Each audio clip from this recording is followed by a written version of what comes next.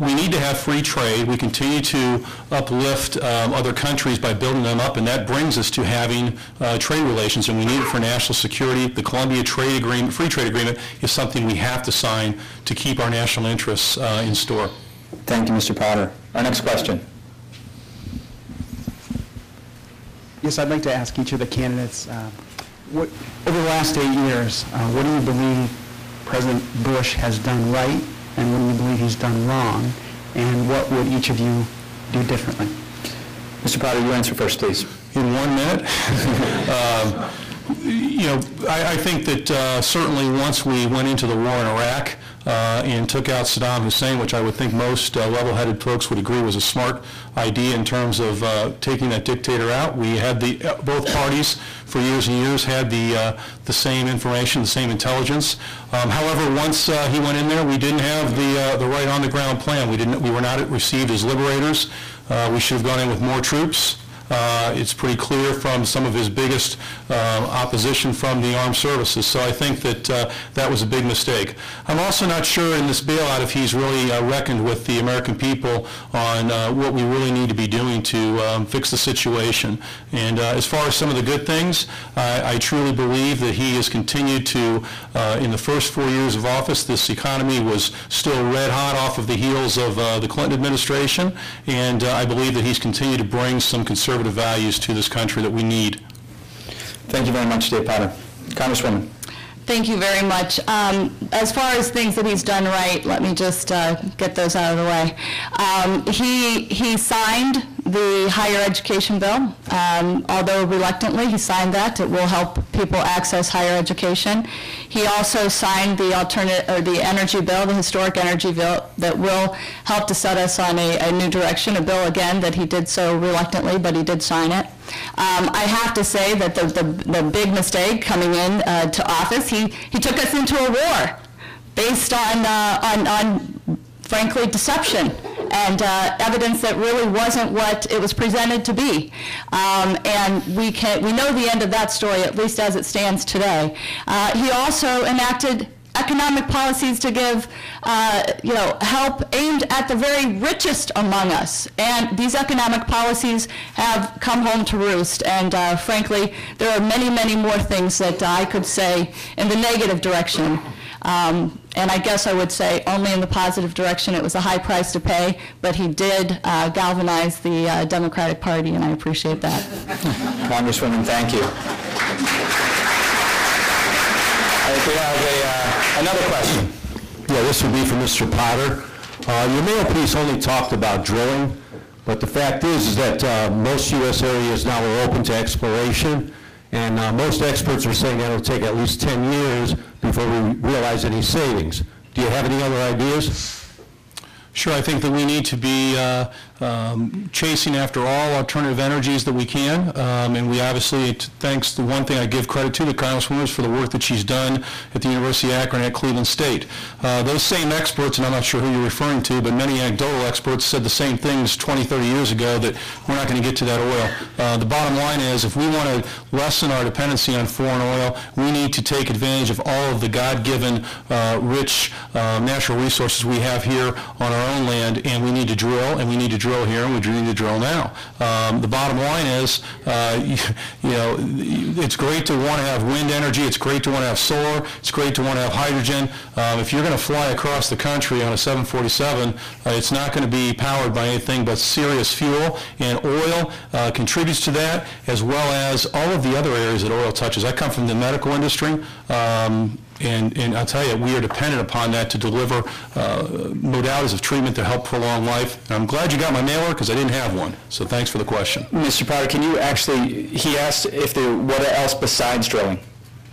Sure, absolutely. As I said at the beginning of my answer, we need to be chasing after all sorts of alternative fuels, everything from hydrogen to wind, to solar. However, where I draw a distinction with the Congresswoman is that I truly believe that this should be driven by the private sector, that government should not be the major player in that. And, So government shouldn't even provide incentives? Sir? Government should not even provide incentives? I don't think that we need to be giving tax breaks to anyone. I mean, that's part of government intrusion. I believe including oil companies. That's absolutely right. Absolutely right. I'm on the record on that. Okay. Congresswoman Sutton, we'll give you a minute to respond. Thank you so much. I do think it's critical at this point that we invest in the development of alternative energy. It's not enough just to get oil domestically. We need to actually wean ourselves off of oil if we're ever to truly break free from regimes in the Middle East who may not be our friends. We do not want to be dependent, and our environment also requires us to take a different path than we have in the past. I am very, very pleased that I've had the opportunity to help some of the alternative energy projects that are under development in our state, and Ohio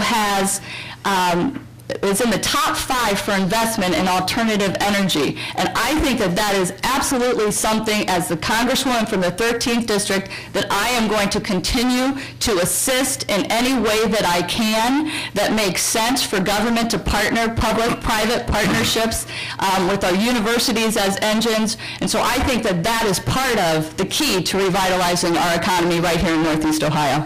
Congresswoman, thank you. Next question. Yes, this question is for both candidates. With college costs becoming more and more expensive, my own daughter is her first-year law student at Ohio State, and my son will be going sometime.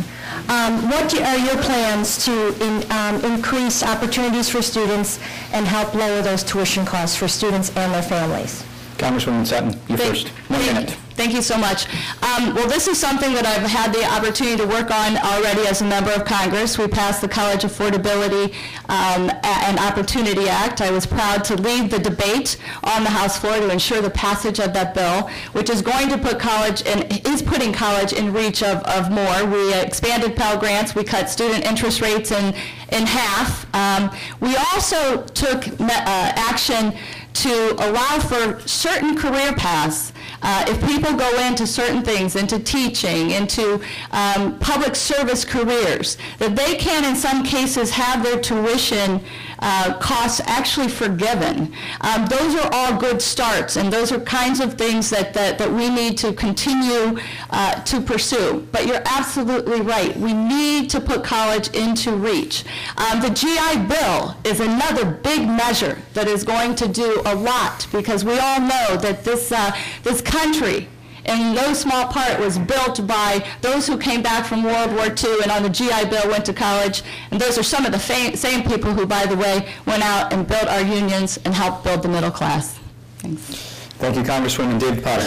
Sure. Your question speaks with respect to whose job is it to fund college educations for all of our kids. I have a 12, 10, and a 9-year-old, and certainly I am very, very sensitive to the needs of a college education and the cost of that college education. But rather than try to create a way that we can, as a collective social group of folks, fund everyone's college education, I would rather see the appropriate tax reforms, cutting tax policy. Here in the state of Ohio, 20 years ago, the Ohioans paid, we ranked 41st in the nation in total state and local taxes paid. Today, we were 7th. Back in the 1990s, your Congresswoman served in the state legislature. She had something to do with voting on tax policies that affect us today. And the fact of the matter is, when you look at the cost of college today, you can go straight to the heart of the fact that we are being taxed out of control. You know, Joe Biden says that it's patriotic to pay taxes. You know, I believe that it's not un-American to cut taxes and allow people to work for their wealth and maintain their wealth and make the choices that they so choose to do with their money. Mr. Potter, thank you. Congresswoman, do you want 30 seconds to respond about his accusation regarding your tax votes in the 90s in the Ohio General Assembly? No, I think the attack speaks for itself. Okay, moving on to the next question then.